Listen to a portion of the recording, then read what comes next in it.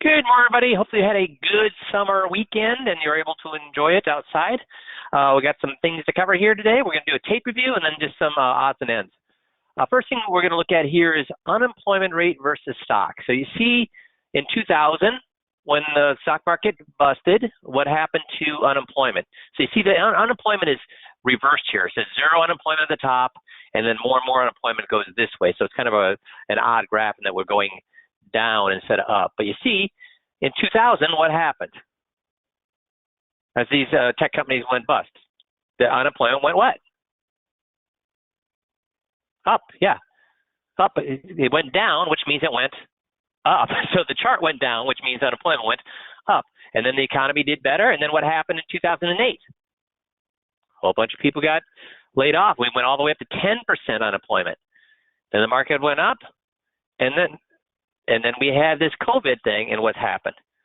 And guys, I just was at a family gathering, and guess what? There was only like 30 people that were outside. We're being safe. We're all masked and all that. But guess what? 2 people out of 30, half of them were retired, so now we're down to 15 people. Guess what 2 out of the 15 people told me had happened in the last week? Want to take a wild guess? What had happened to them in the last week? Laid off. Yep, they were laid off. So are we seeing is everybody getting rehired? No, they actually maintained their job. They were being paid all the way up to last week, and then they were laid off. So are we seeing unemployment starting to come back? So employment to come back? No. Yeah, it's creeping up again. So this is an indication that people are going to be out there buying stuff, or people are scared like a son of a gun. So this is showing industrial production. What's happened to industrial production? Boom. S&P 500 versus profit. What's happened? And have we seen the worst of the profit reports yet from these companies? Nick says no. Nick's the only one that says no. Guys, have we seen the worst of what's happening profit-wise? If companies are still laying off, guess what? Yeah, now everybody's saying no. Exactly. So we're not out of this yet. What was the Fed Reserve chairman who said, what did he say? Unadulterated exuberance. What did he say? Something exuberance about the market. Are we in that right now? Is the market irrational exuberance? Thank you. So is the market have any connection whatsoever to what's happening around it? Company-wise, employment-wise, profitability-wise, bankruptcy-wise. How many people were delinquent on paying their mortgage in June? Does anybody know this number? How many people were delinquent in paying their mortgage in June? Very good, Tom. 32%. 32%. So we ain't seen the worst of this yet. And boy, well, I sure in the hell don't have money in the market right now. I'm not putting any more in. So I've got a 50-50 portfolio, but so I'm not putting more money in right now. So next thing we want to talk about is advice trap. So neuroscience to becoming irresistible. How do you become irresistible? Is this something we would love to do to become irresistible? Everybody we meet? Of course. So neuroscience suggests the level of risk or reward in this situation plays a significant role in how engaged a person will be. So if there's less risk, or if there's a high risk, people are going to have a less engaged role. So the higher the reward, the greater the engagement. The higher the risk, the lower the engagement. And there are 4 dimensions to consider. And an easy way to remember that is TERA: tribe, expectations, rank, and autonomy. So we want them to have a high reward when they meet with us. So how do we do that? How do we tap into tribe, expectations, rank, and autonomy? Let's talk about that. So the T of TERA, the tribe brain is going, are you with me or against me? You need to figure out what you can do to make the other person feel you're on their side, like you're figuring things out together. Do we do that with motivational interviewing, guys? Figure things out together. Yes, that's the whole point of motivation interviewing. What's another? How about how we overcome objections? What's the first thing we do? We say absolutely, and then what's the second step we do to overcome objections? We tell them for how long why they're right. We try to go for 3 minutes telling them why they're right. So the whole 5Q system and how we communicate is about making sure that they feel that we're on their side and we're figuring things out together, that we're with them, not trying to sell them. Does that make sense? E, expectations. Is the brain going, do I know what's about to happen or not? What's a great example of how we use this in 5Q? What's a great example of how we use this in 5Q? Think first meeting. Think first meeting. Yeah, I'm getting a lot of good answers. The one I'm looking for is this.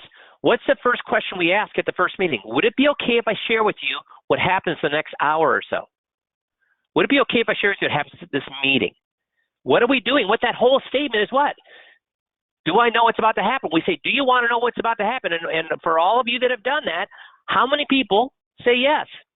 I would like to know that.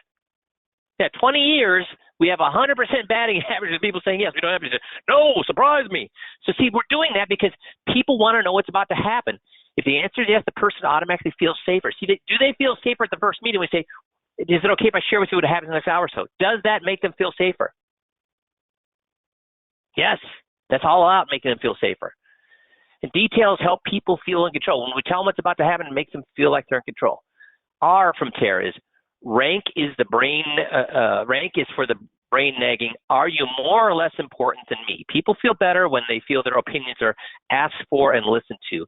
Advice, on the other hand, single-handedly increases the risk. So before advisors come on board, guess what they do? They give advice. Do we give advice, guys? Does an advisor doing the 5Q system give advice? No, we do not. No, no, no, no. Who gives advice to the client?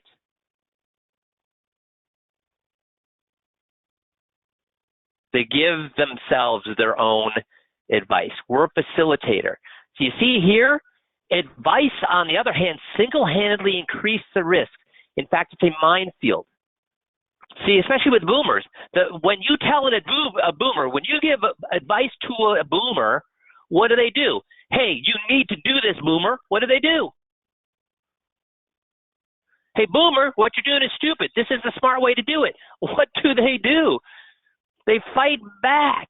See, the only person they're going to believe, the only person they believe is who? Themselves. People feel better when they feel their opinions are asked for and listened to. The only person they believe is themselves. That's the whole system around 5Q. So all we do is let people tell themselves what they need to do. Make sense? Hey, which brings us to the fourth and final TARE component, which is autonomy. To put this into context, your person's brain is unequivocally going, am I making my own choices right now? Guys, boomers again, if they think that you're making the choice for them, what are they going to do? Go with you or fight against you? They're going to fight against you. Help your person generate their own ideas. More ideas, less defensive. And guys, by nature, would you say that, do you think most people like me or don't like me when they meet me? With my personality, I'm very what? In your face. I'm very argumentative. But guess what my client, Missy can validate this. I had to get rid of my licenses. People did not, I told people I'm out of business. I gave them all to another advisor. They ignored the other advisor and kept coming to me. I finally had to get rid of my license and say, listen, if you want to talk about the weather, we can do about that. If you want to talk about your kids and all that, we can do that. But I can't talk to you about your investments because I don't have a license anymore. I had to get rid of my license because they kept coming to me. It was my excuse for not talking to them. They loved me. Why did they love me? It's not because of my personality. Why did all my clients love me? Why did I have 100% of people that died, their family, either their wife or their kids, move their money to me? Why?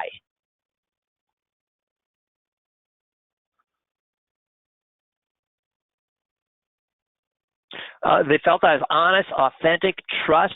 Those are all right, but why did they feel I was honest? Why did they trust me? Why did they feel I was authentic? Tom's got it. Tom said it. You allowed them to agree with themselves. See, I never held myself above them. I never lorded myself over them. I was there to facilitate their own self-discovery. And I know self-discovery is a hoity-toity, new age type of thing, term, but it's true. People love people who make them feel smart. Do you like being around people who make you feel smart? Yes, we all do. So that's why people, I didn't know Tara back then. I knew motivational interviewing, but I'd never seen this neuroscience 20 years ago of how to make yourself lovable. But I was following Tara just by following motivational interviewing. Does that make sense? So following the 5Q system, getting better with a 15-minute drill, getting better at asking open-ended questions and patting them on the back, getting better at overcoming objections by telling them their objection was 100% spot on. That's what makes you irresistible. So you don't even have to have a great personality.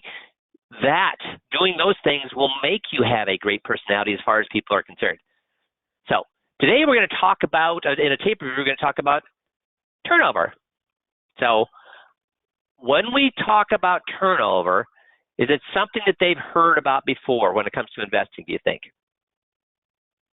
Has their advisor ever talked to them about, yeah, never. So we have to do a lot of explaining up front. And remember, we have a little tool with 5Q that before we talk about how things are affecting them and their money, what do we always talk about first? Before we talk about things that affect them and their money, what do we talk about first? Let's see how many of you got your thinking caps on. Oh, Nick, awesome. Anybody else gets it? Tom's got it. Bob's got it. You guys are on the ball today. So we talk about a non-related item.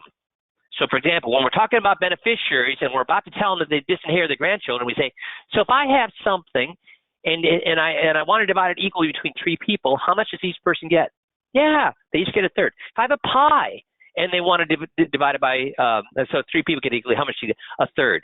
So if I have an account, how much do I divide by a third? So if your IRA, you got three children, how much can you divide by a third? See, what we do is we go with non-related, because is anybody going to argue with me that a pie divided by three equally will go a third to each person? Will anybody argue with that?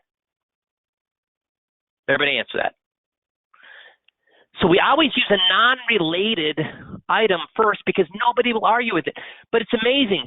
When somebody finds out they've done something stupid, will they argue with that, guys? Yes, they will. I had people arguing all the time when I would show them the mistakes they're making. They would argue with me. It's like, are you kidding me? And I've been on the receiving side of that where I've argued. I've known I'm wrong, and I continue to argue, even though I know my position is stupid, because I don't want to give the other person the satisfaction of letting them know that they're right. I mean, we've all done that kind of stuff. We're human beings.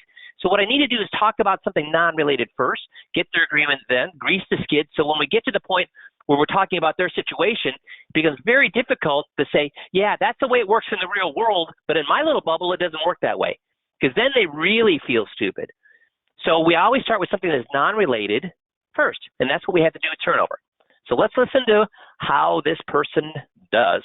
Now, this is it takes him 15 minutes to do turnover. So we have two choices. We could listen to the whole 15 minutes through and then go back and talk about the things he could have done better, or we can stop every single time he does something and we can talk about how he could have done something better. So let's have a vote. If you want it to play it all the way through for 15 minutes first, and then we can always circle back and find out what he did better. Say, if you want to listen to the whole thing first, say yay.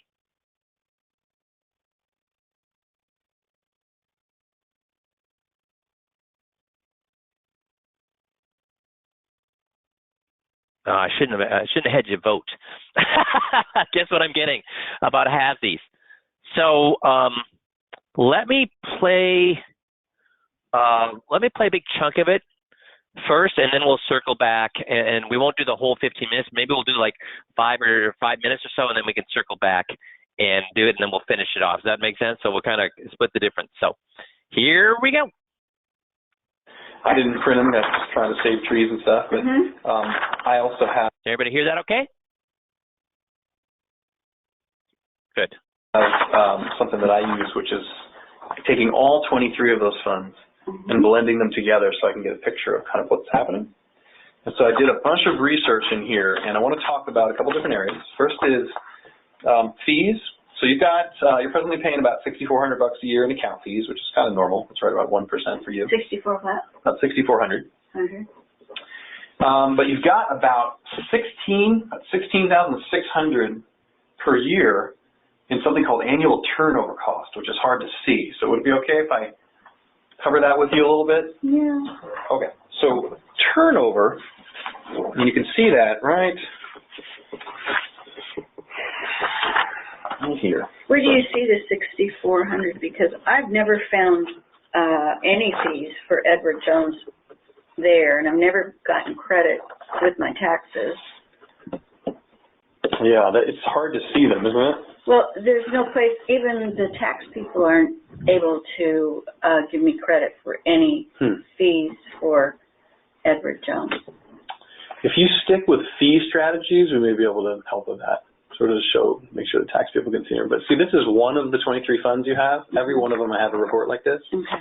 All the fees for each one are listed down here. Okay. So for instance, this one fund is 0.67, kind of 2/3%. And it's called, okay. It's actually a blend. There's management fees and then something called 12B1 fees for this particular fund. Fund expenses. Yeah. They call it an expense for me.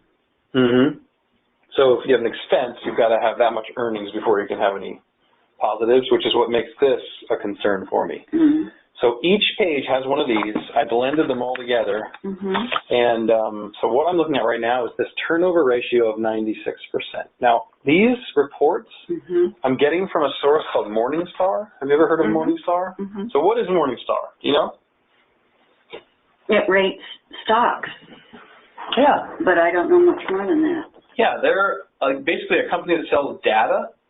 And so I could get my information on each mutual fund from Merrill Lynch, Edward Jones. I could get it from Charles Schwab. But why do you think I don't want to go to Merrill Lynch, let's say, for their opinion on mutual funds? Well, because they're only going to give you the best story about themselves. And So they're not really, they want to sell things. Yeah.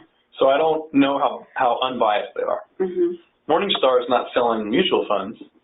They sell access to information about mutual funds. So they're an unbiased, objective place for me to get information. And in case you can't tell, I try to be real unbiased. How do we see clearly if we have some type of motive, right? So, okay, so this is what we got first that I'd like to talk about is this $16,000, $17,000 a year in turnover costs. So let's pretend we're talking about Qualcomm, all right? If you read in the newspapers that Qualcomm had 96% turnover, so that every 100 employees, 96 of them quit every year, and they had to rehire them. Does that sound like it's good for the company, good for Qualcomm, or bad for Qualcomm? Bad. Now, turnover, you're telling me I have 96% turnover. Yeah, it means on average, if your mutual funds own 100 stocks, that they're selling 96 of them every year and replacing them with another one.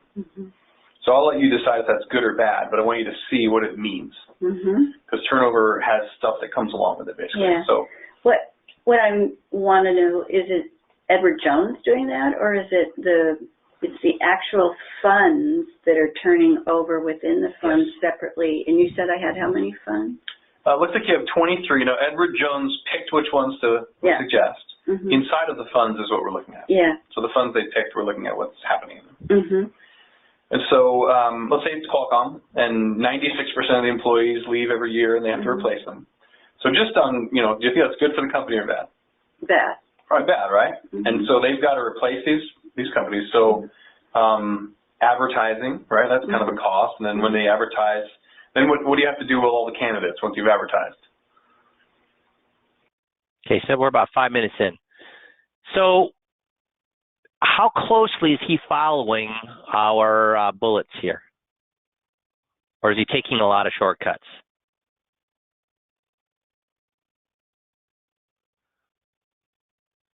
He's taking tons of shortcuts.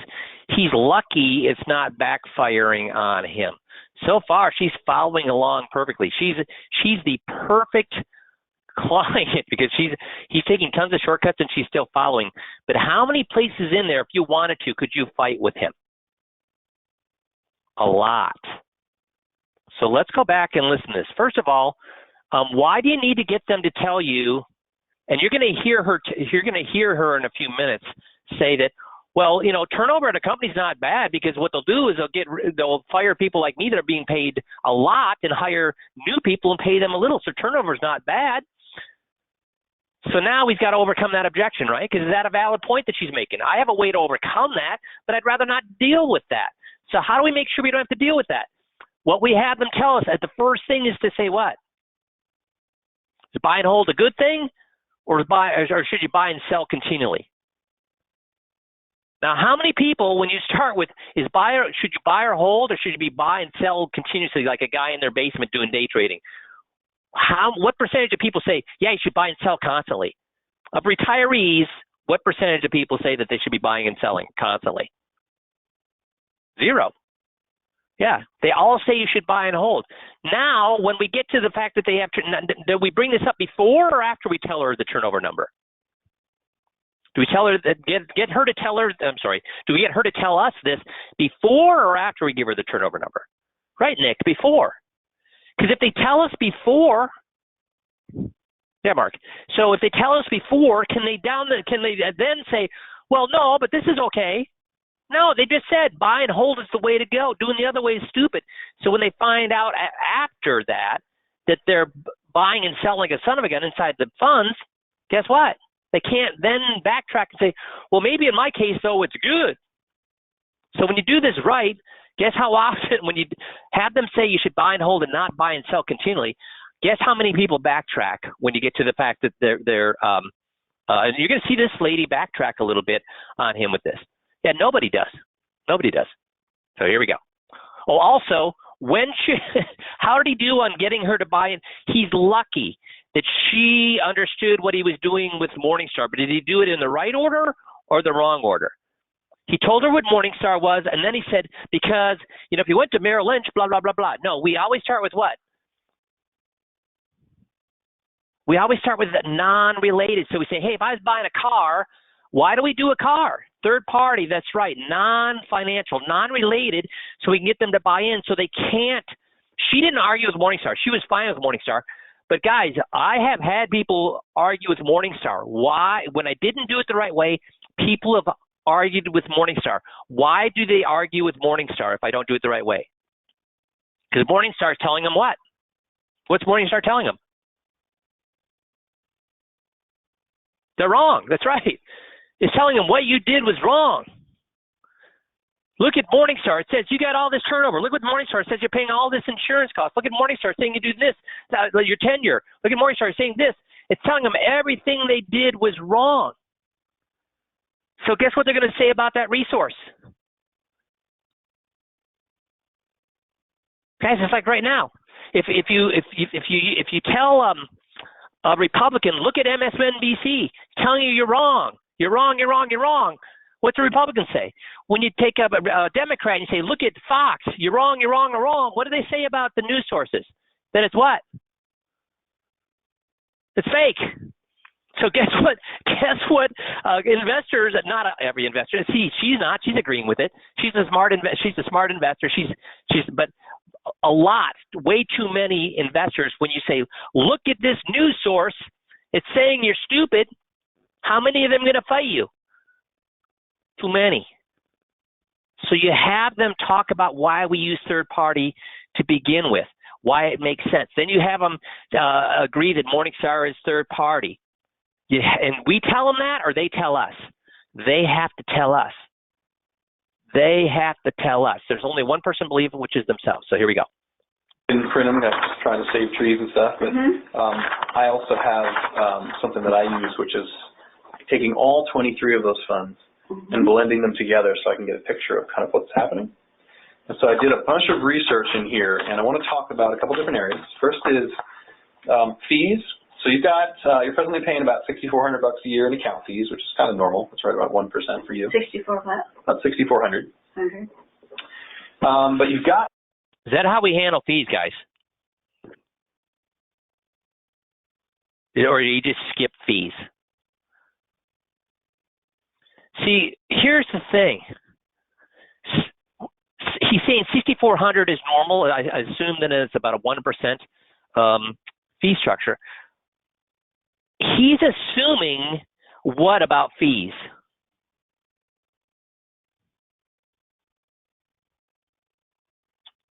That fees can be good, bad, or indifferent. It's not a big deal. What's the whole purpose of covering fees? What's the whole purpose of covering every single topic? No, it's not about fees are bad. That's not what's the whole point of every single point we cover? Jeff, what's the whole point of every single point we cover? Sorry, just trying to unmute there. That's right. That their advisor withheld information from them. If all you say is, if all you try and do is get them to say fees are bad, then all they're going to ask is, well, don't you charge fees? So he's not saying fees are no. It's not about whether fees are bad, whether fees are good, or whether fees are normal. The point is what? Did what? Did the advisor cover? And we got lots of right answers here. So thank you for everybody putting in the right answer. It's about their guy not covering it. So what did he even bring up? Their guy was their guy even discussed with the fees there before he moved on to turnover? And you're going to find out he missed a great opportunity. And you're going to find out he missed a great opportunity there because you're going to find out that she is upset about the fees. Later on in this tape, you're going to hear she's upset about the fees, and he missed an opportunity where if he instead would have done fees right, he would have had another dagger, handed her the dagger for her to stab into her broker's heart if he'd done it right. But instead, he said, oh, fees are normal. Let's go on to the next thing. No. We want to leverage every single point. So here we go. About 16,600 per year in something called annual turnover cost, which is hard to see. So would it be okay if I cover that with you a little bit? Yeah. Okay. So turnover, you can see that right here. Where do you see the 6,400? Because I've never found any fees. So what is she talking about right there? Turnover or fees? Fees. So do you see how he missed an opportunity? She's still upset about the fees. So he missed a great opportunity. So never assume that they're going to be fine with it. Guess what he assumed with her? Oh, fees weren't that big a deal. No. How do I treat every single one of the 21 things? As if it's no big deal, or do I treat every single thing as if it's a big deal? I treat every single thing like it's a big deal. Yes? For Edward Jones there, and I've never... Oh, also, did he get her to buy in about, before he brought up how much her turnover was, did he get her to buy in that turnover is bad yet? Or did he just hop in to tell her how bad her turnover was? See, by going in and saying, whoa, you're paying $16,000 in turnover, blah, blah, blah, all of a sudden she's got, do most people want to find out, surprised that they're getting taken advantage of by $16,000 a year? No. So the knee-jerk, what is most people's knee-jerk reaction going to be? To fight. So I got to get them to say, hey, buy and hold is better, buy and sell is bad. A company turnover is bad. I see that's twice now, and non-related items, they've said turnover is bad. See, I do that so it fights against their knee-jerk reaction. It gets them mentally conditioned that turnover is bad, so by the time we get to their situation, they're not going to fight me. Does that make sense? I know, it's like, why don't I just jump in? Geez, 16,000 in turnover is bad. Why don't I just jump in? Guys, the reason we just don't jump in and give them bad news is because that's what I did when I only made $50,000 a year.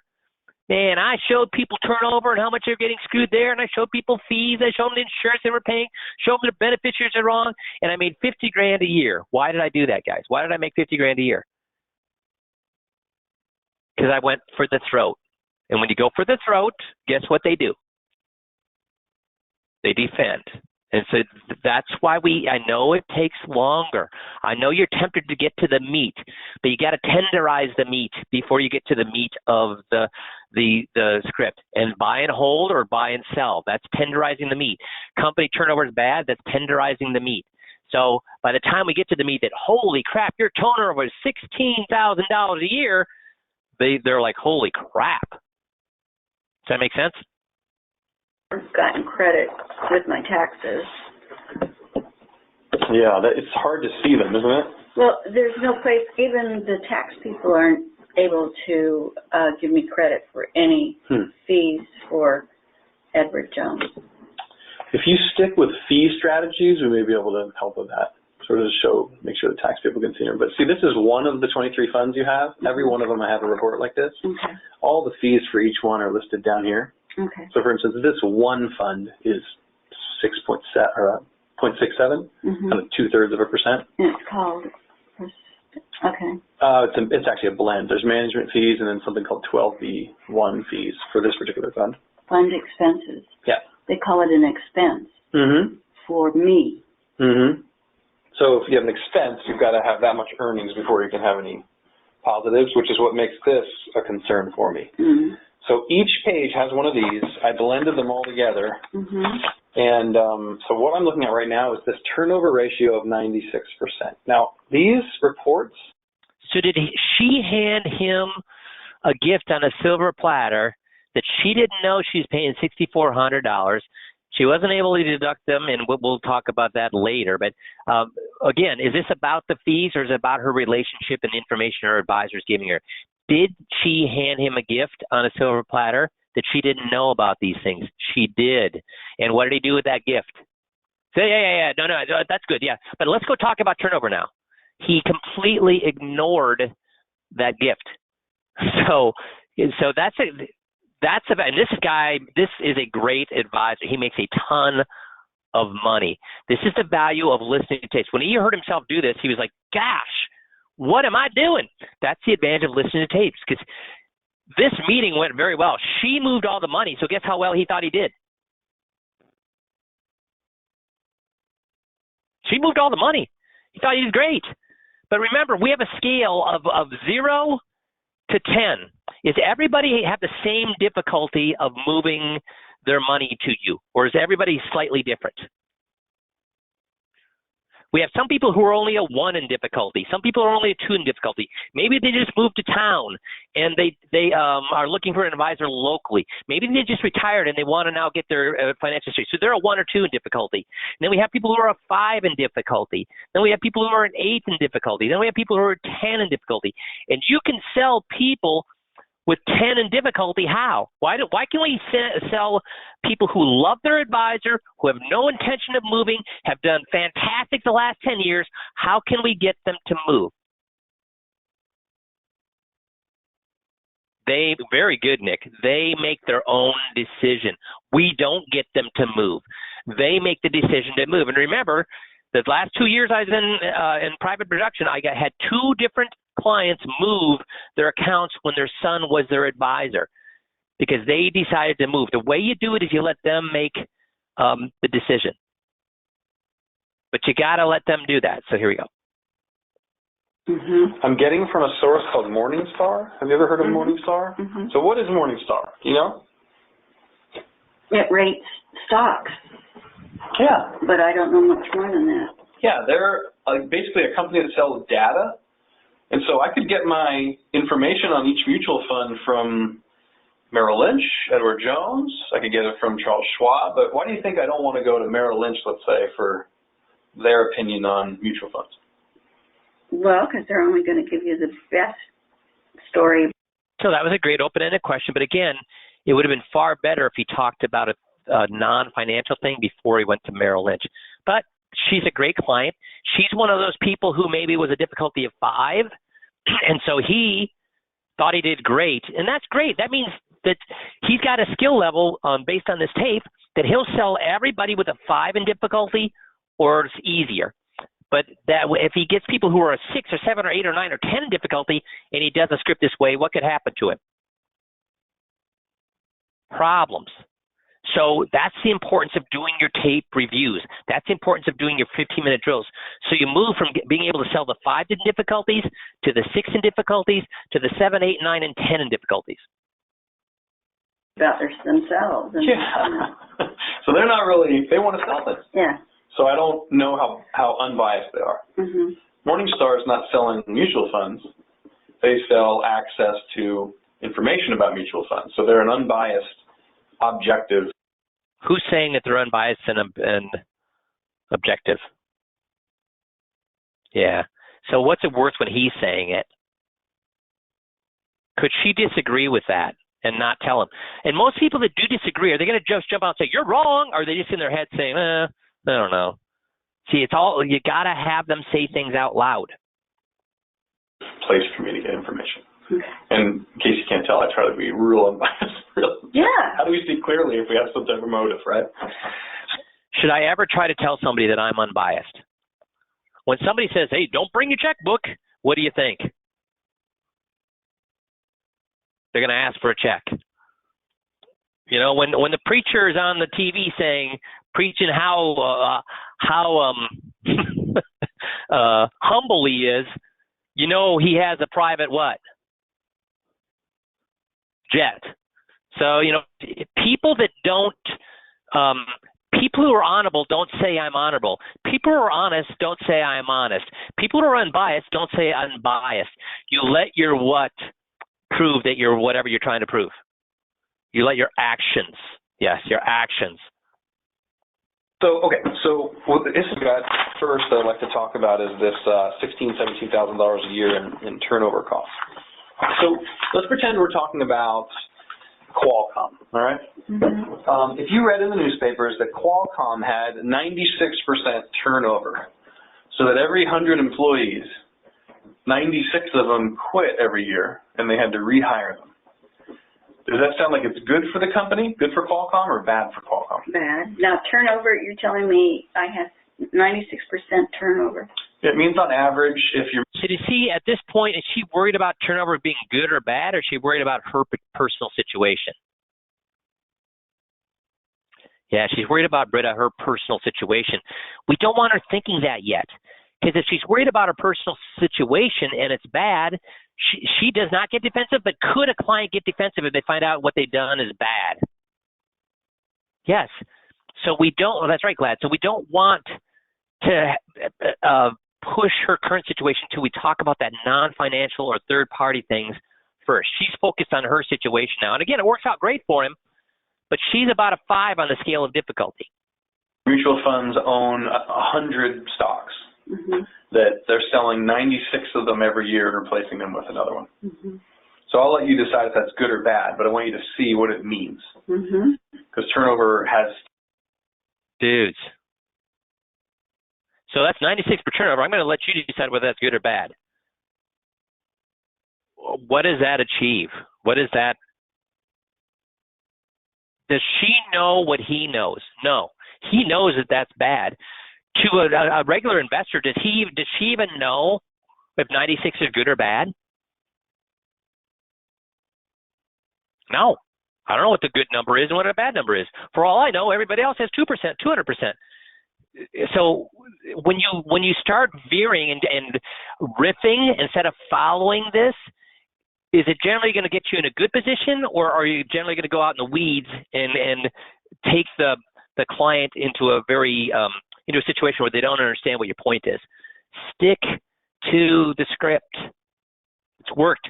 It's worked 60,000 times in 20 years. Stick to the script. Stuff that comes along with it, basically. Yeah. So what I want to know, is it Edward Jones doing that, or is it the actual funds that are turning over within the funds separately? And you said I had how many? Okay, I got alarm bells going off in my head right now.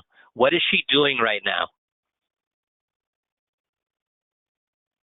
What is she doing?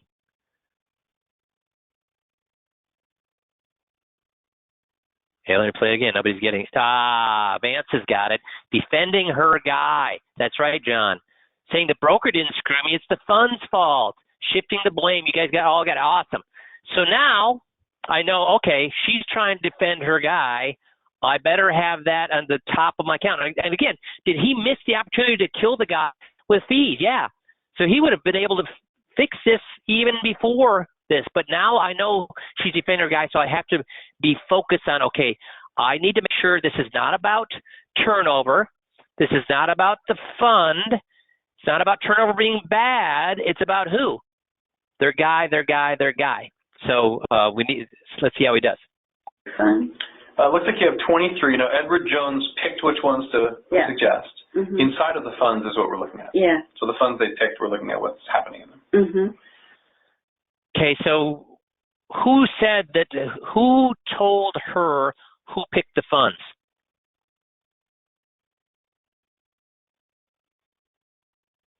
He did. Instead, he should have said what? So who helped you pick? Did you pick these funds yourself, or did somebody help you pick these funds? No, somebody helped me pick. Who did that? My broker. That's the appropriate way to do it. Why?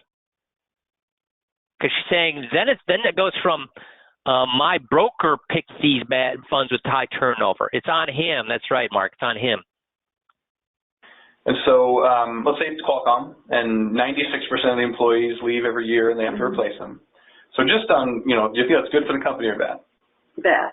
Probably bad, right? Mm-hmm. And so they've got to replace these companies. So advertising, right? That's kind of a cost. And then when they advertise, then what do you have to do with all the candidates once you've advertised? Interview them, right? And then there's some type of hiring, and here's your uniform, and here's your this, and then. See, he's doing it now, but did he do it in order or out of order? When should he have done this whole conversation about companies? Before he brought up her turnover or after? Before. So he's doing it, but it's doing it out of order. And you're going to see it'll kind of bite you if you do it out of order. Do you think they're as productive as the old, like when you quit and they put some young person out of college, are they going to be as productive right away, do you think? No, they're not, but then they're only going to get paid a quarter what they've paid me. So a certain way the company benefits from that process. So now she's what? Agreeing or fighting him on turnover? Yeah, she's getting defensive. Yeah, but if they're getting rid of me and getting a new person, they're going to pay him a lot less. So and there's a way to overcome the objection which is beyond this conversation, but that's a simple thing to overcome. But if he'd done it in order, he would be less likely to that to happen. With companies, yeah, if you can lower the salary for sure. Yeah. Kind of like if you get rid of a stock that's. Good thing he did is when she said that, did he fight her? Did he agree with her?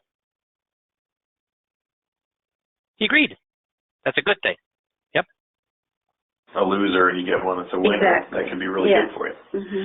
If they're equal, right, sort of equal, you don't have the salary reduction. You don't have the money things, yeah. You've got training, hiring, advertising. So turnover has costs that come with it. But then he panicked, and what did he do? He continued to ask open-ended questions, or did he start to tell, sell, preach, and teach to her? Because do we know right now, have we ended this conversation of whether turnover is good or bad? So I'm going to back it up just a minute here. That process is this kind of thing. With companies, yeah, if you can lower the salary for sure. Yeah. Kind of like if you get rid of a stock that's a loser and you get one that's a winner. Exactly. That can be really good for you. Mm-hmm. If they're equal, right, sort of equal, you don't have the salary reduction. You don't have the money things, yeah. You've got training, hiring, advertising. So turnover has costs that come with it. When you're Do we know? She said, What's the worth? Nothing. So we don't know whether she agrees turnover is bad yet. So we're 5.5 minutes into this, and do we know whether she thinks turnover is bad yet or not? No. If you follow the script, how soon do we know whether she's going to think turnover is bad? If you follow the script with the buy and hold versus buy and sell. Immediately. That's the first bullet here. You'll know immediately. Make sense? But at 5.5 minutes in, we still don't know. At least not in her words. Company. If we look inside of mutual funds, we find the same thing. We find that there's costs involved when they have turnover. Okay, so for instance, let's say one of your mutual funds, like if you or I were to buy Apple, we might buy $5,000 worth.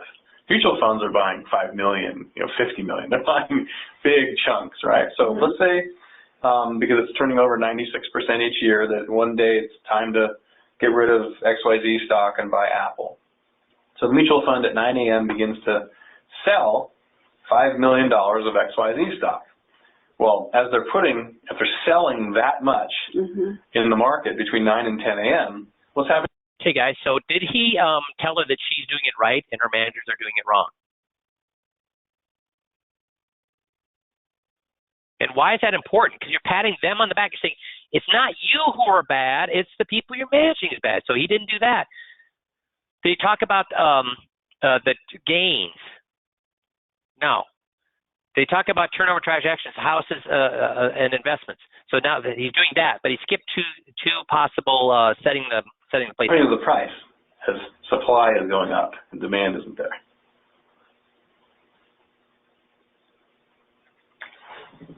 I think I've been stunned by this amount that I'm not following you. You've been stunned by the 96? Well, I'll wait till you recover. Seriously, I am. Are you? You didn't know that? No. Okay. I'm really stunned. And so I'm maybe didn't follow you in the last couple of explanations there. So what did she just tell this advisor? He's been doing too much what? What'd she just tell the advisor?